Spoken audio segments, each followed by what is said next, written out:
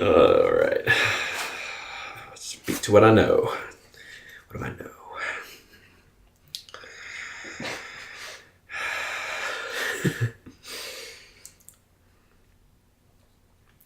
I love women. That's not the problem. The problem is when I need women to love me back. That has gotten me into more trouble than probably any other thing that I've ever done, wanted, dreamt of. It sort of makes me into a human ping pong ball. I don't know exactly who's holding the rackets, but there I am, back and forth. I've been dating since I was 15, seriously dating. I don't think that more than 3 months has passed since I was 15 where I haven't been, at the very least, infatuated and desiring to be in a lifelong partnership with someone or another. Again, it's the ping pong ball, back and forth. As soon as I'm over one, give me a few months, I'll be ready to go again, ready to make that commitment. Just give me the ring and I'm in. Now, I don't know why I do this. Because it's really quite torturous, to be honest. I haven't had very many relationships that I look back on and say, well, that was great. Very few. I can think of a couple, maybe one. But most of them have been, like, best case scenario is I look back and I say, well, that was a very respectful learning experience. Right? But most of them, it's more like, what the fuck did I do? That was a real waste of my time and energy. Hopefully, at the best, I learned something. But there's some bridges burning behind me. So I don't really quite understand why I do this bouncy thing. It's like every time I find myself, walking on my journey, traveling forward, and I come to the edge of a chasm before me. I look down. It is a deeply shadowed chasm. It is thin but deep and dark, so that at the bottom, where the overgrowth is and the shadows of the canyon walls, it is so dark that I cannot see what roams there. And as far as I can tell, there's no way across this chasm. I don't see a bridge.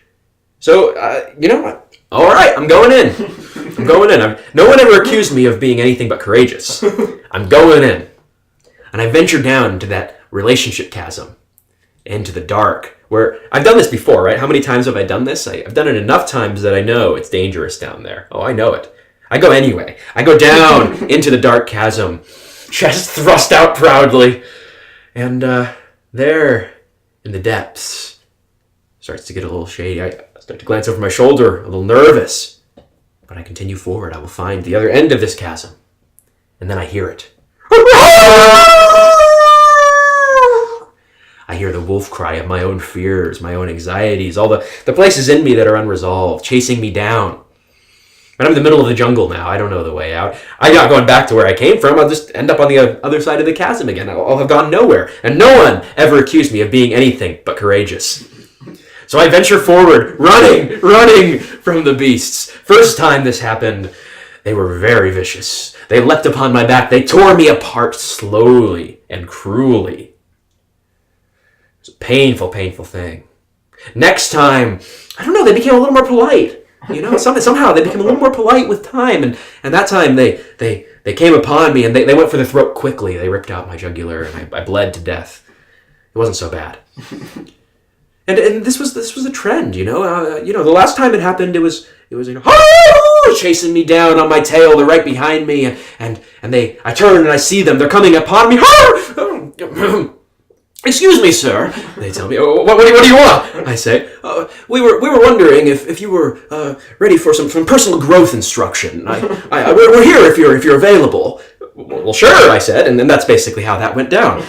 So it's been a transformative experience. Every time has been different, ever so slowly over these years. The chasm, though always a dark and strange place, a place that I seem to have no choice but to venture into. It has changed in tone over the years. I've gotten to know it better, though the wolves and I are on a first name basis.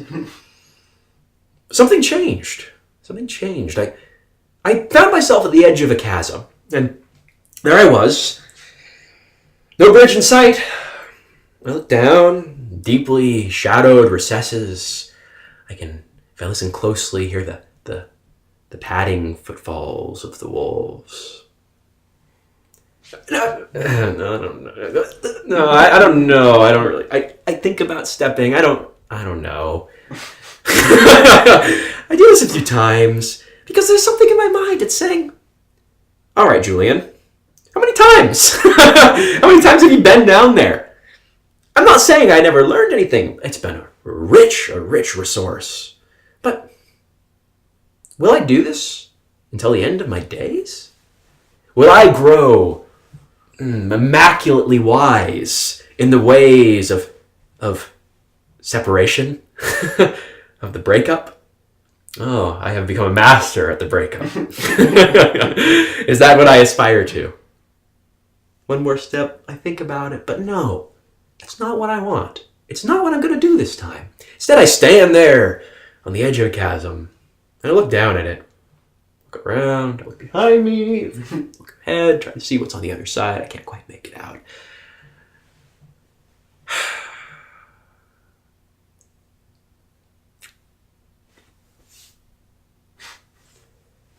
Someone, somewhere, is probably waiting for me, but I don't know how to get to them.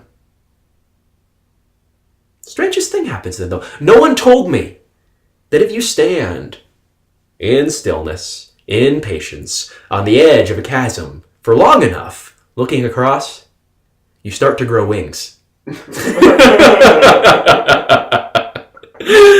many years did I go down into that chasm? And again, not to say I am sorry that I did. I'm not. But here I am, and the wings are growing, and what do I have to lose? The worst that happens is I fall and get eaten by wolves, and I jump! And the wings, they flap, they carry me across, they surely do. Finally crossing this chasm, finally. And I look down, and down there below, I see there are wolves, and they're looking up at me as I sail above the treetops. And I hear them talking to each other, and one of them says, "Man, he sure looks eminently dateable now." Right? But there I sail on across. I'm not going to go and... we know what happens if I sail down and say, "Hey, you want to go out?" So no, instead, I sail across. I reach out one foot. One toe touches the other side. I catch a glimpse of waving fields of tall grass. I catch a glimpse of verdant, almost unbelievably colorful jungles. High res. And that's where I am.